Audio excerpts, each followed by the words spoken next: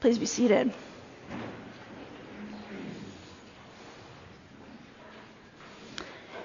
As I mentioned our special guest today, I started overthinking a little bit, and just invite you in on that.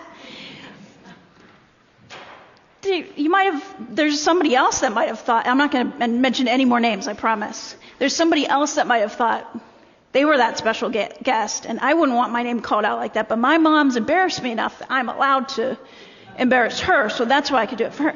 Then I started thinking, well, my mom's never been here, and she lives far away. She actually came, well, not that far, but for getting up early. So she came and spent the night last night, and we hung out. Anyway, so that's why it's a big deal. And she's not going to come often because she has her own church, and it's not that far away, but an hour and a half. So then I started to think about, well, I really do believe everybody here is special, and so I wanted you all to all know that before I can move on to my sermon. Okay. One of my favorite places in the world is a Lutheran retreat center in the middle of the mountains. It's in Washington State, and it's called Holden Village. I know a few of you have heard me talk about it. I've been there, I think 4 times. Sometimes I would stay 5 or 6 weeks at a time, other times a week or 2. And every time it was such a privilege to spend time in that place for so many reasons. I remember every morning I would step out of my lodge and the views would just take my breath away. I always heard of the views from the top of Martin's Ridge, which is not quite a large mountain, but fairly high up. I don't know the exact elevation. So this is one of the mountains surrounding the valley, and I had seen pictures of the views from that ridge, and I thought, I really want to go up there. The biggest problem is it isn't the safest hike. There's not a fixed path once you get an hour into the hike, and it becomes very steep in some places. And so hikers have actually gotten to a spot where they couldn't really go up, but then they looked down and realized they couldn't really go down either. And I've seen that. They had to be rescued. And for whatever reason, I still thought I wanted to go. And I had somebody that had done this many, many times, and don't worry, it all ends up fine. But my friend and I asked somebody named Thomas to say, well, Thomas, will you go with us? Like, will you show us how? And he said, yeah, I'd be happy to. So we followed him up this mountain, and after a certain point, I couldn't change my mind because you have to go down a different way. And so I wasn't going to go down what I had there were times when we were kind of climbing.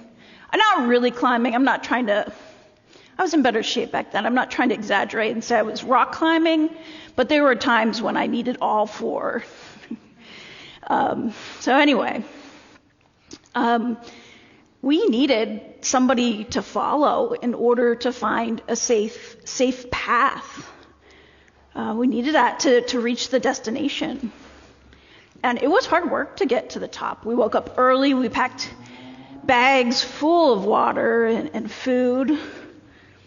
And we climbed quickly, and we didn't break very often. And then we got to that spot where we realized we are no longer on a path. And we had almost reached the top, and I was so energized to see the view, and we were exhausted. But we pushed hard in that last hour or so. And when we got to the top, we just kind of collapsed for a minute. We had to take a break before we could even get out our lunch and have our lunch. We had to catch our breath. I needed that guide to complete the hike safely, and I'm really glad that I had him. There were no incidents. Everything went really well, and I got to see that beautiful view. I saw a golden eagle. I saw other birds. It was wonderful. But I know I needed that guide. We make the decision to follow Christ, not necessarily just once in our lives. Sometimes it's in big decisions, but it's also in all of the small moments that we make and when we turn our lives toward God. We follow God and we follow other paths at the same time, which isn't necessarily a bad thing. We have careers or joys in life that aren't solely dedicated to God, but we can always give glory to God in those things. Jesus was focused on spreading the gospel, and there was so much work to do. The disciples were understanding their faith in new ways as they followed Jesus, and that had to be exhausting. Perhaps we can relate because our lives can be exhausting too. Even our faith lives can find themselves tired. Maybe we want to stop and take a break. But Jesus seems to believe we have it in us to keep going. God has said, "Follow me," to each of us. It looks different because we have different gifts and passions, different life experiences, different vocations. God needs us to spread the good news to the world. To some people, the good news is received when we're nice to someone who's left out, when we befriend someone. Sometimes it's received through a meal made with love. To others, it is being told that they are forgiven and given a second chance. Either way, either path that it's given to us, God works hard to be revealed among us through Jesus in this gospel and in our lives.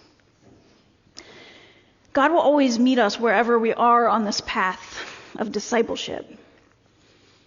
Maybe it's earlier and we're questioning what we believe, but God is there too. God is with us when we need to take a break and when we feel like we can't continue, and when we foolishly believe that we've reached a final destination. The point of being a Christian isn't to make ourselves better people or to earn God's love through good deeds or to receive a reward.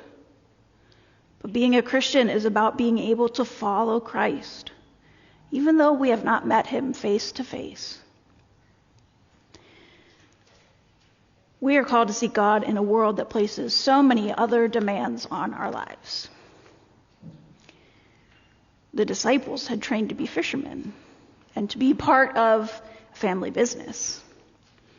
In one quick decision, they left it all behind. They didn't even sleep on it. Matthew says they immediately followed Jesus. That's all it took to become the first disciples. They didn't even grow up knowing who Jesus was, let alone that one day they would be called in his close group of followers. They had a lot to learn in their new calling. And we always have a lot to learn as we follow God, especially in our ever-changing world. But from this, we also learn that God calls us as we are. God calls us, not some future version of ourselves where we think we will be more worthy or when we finally get it all together. God calls us to live in the true light of the world. When God calls us, we are transformed. Through our baptism, we are told that we are children of God. We are claimed as God's children. Through the Eucharist, we remember that we are granted forgiveness and given strength. Even though our lives are complicated and messy, we believe that God works through us. And so we continue to follow God. God is here among us no matter where we are on this path. God is ready and waiting always, inviting us into relationship and into transformation. Thanks be to God.